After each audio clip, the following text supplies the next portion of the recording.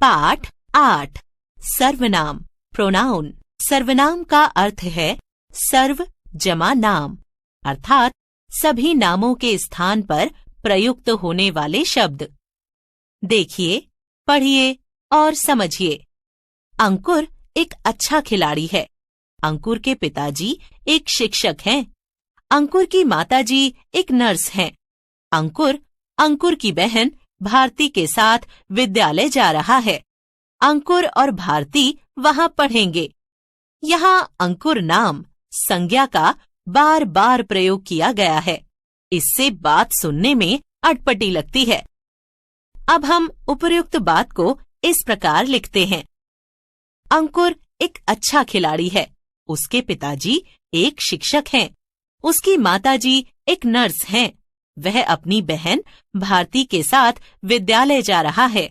वे वहां पढ़ेंगे। यहाँ अंकुर व भारती नामों संज्ञाओं के स्थान पर उसके, उसकी, वह, अपनी तथा वे शब्दों का प्रयोग हुआ है। ये शब्द सर्वनाम कहलाते हैं। इस प्रकार हम कह सकते हैं, वे शब्द जिनका प्रयोग संज्ञा शब्दों के स्थान पर किया जाता है सर्वनाम कहलाते हैं। कुछ सर्वनाम शब्द यह, वह, ये, वे, मैं, हम, तुम, किसका, कौन, तुम्हारा, उसका, हमारा, मेरा, उनका, जैसा, वैसा, मुझे आदि। याद रखिए, सर्वनाम शब्द स्त्रीलिंग तथा पुल्लिंग दोनों में समान होते हैं। जैसे क, मैं पढ़ रहा हूँ। ख, मैं पढ़ रही हूँ। सर्वनाम शब्दों के एक वचन तथा बहुवचन भी होते हैं। एक वचन यह, वह, बहुवचन ये, वे। एक वचन मैं, तू, बहुवचन हम, तुम। सर्वनाम के भेद। सर्वनाम के निम्नलिखित 6 भेद होते हैं। 1. पुरुषवाचक सर्वनाम। भाषा में वक्ता, श्रोता अथवा जिसके विषय में बात की जाती है उसके लिए प्रयोग किए जाने वाले सर्वनाम शब्द पुरुषवाचक सर्वनाम कहलाते हैं। पुरुषवाचक सर्वनाम 3 प्रकार के होते हैं। क, उत्तम पुरुष। बात करने वाला, वक्ता जिन सर्वनामों का प्रयोग अपने लिए करता है उन्हें उत्तम पुरुष कहा जाता है। जैसे मैं, मेरा, हम, हमारा, हमें, हमसे, मुझे, मुझको आदि। ख, मध्यम पुरुष। बात सुनने वाले, श्रोता के लिए प्रयुक्त सर्वनामों को मध्यम पुरुष कहा जाता है। जैसे तू, तुम, तुम्हें, तुम्हारा, तुमको, आप, आपका, आपसे आदि।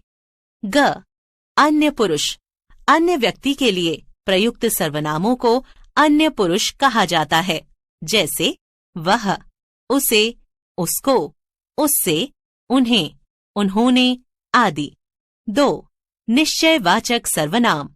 जिन सर्वनाम शब्दों से किसी निश्चित वस्तु या व्यक्ति का बोध होता है उन्हें निश्चयवाचक सर्वनाम कहा जाता है। जैसे क, यह अमन की किताब नहीं है। ख, वह मेरा घर है। यहाँ यह और वह निश्चयवाचक सर्वनाम हैं। 3. अनिश्चयवाचक सर्वनाम। जिन सर्वनाम शब्दों से किसी वस्तु या व्यक्ति का कोई निश्चित बोध न हो उन्हें अनिश्चयवाचक सर्वनाम कहते हैं।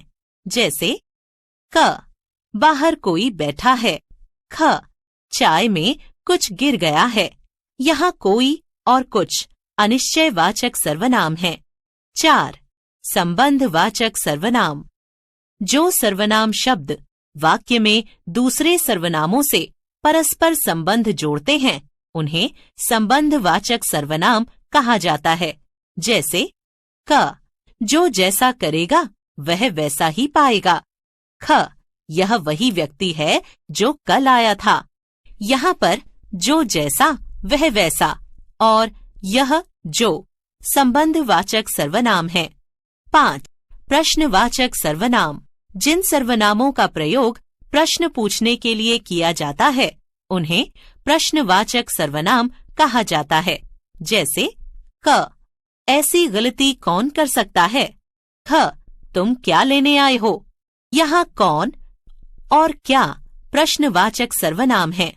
6. निजवाचक सर्वनाम। वे सर्वनाम जिनका प्रयोग अपने लिए किया जाता है निजवाचक सर्वनाम कहलाते हैं। जैसे क, तुम्हें अपना काम स्वयं करना चाहिए। ख, रोहित ने यह चित्र खुद बनाया है। यहाँ स्वयं तथा खुद निजवाचक सर्वनाम है। आओ दोहराएं। संज्ञा के स्थान पर प्रयुक्त होने वाले शब्द सर्वनाम कहलाते हैं। सर्वनाम 6 प्रकार के होते हैं। पुरुषवाचक, निश्चयवाचक, अनिश्चयवाचक, संबंधवाचक, प्रश्नवाचक, निजवाचक।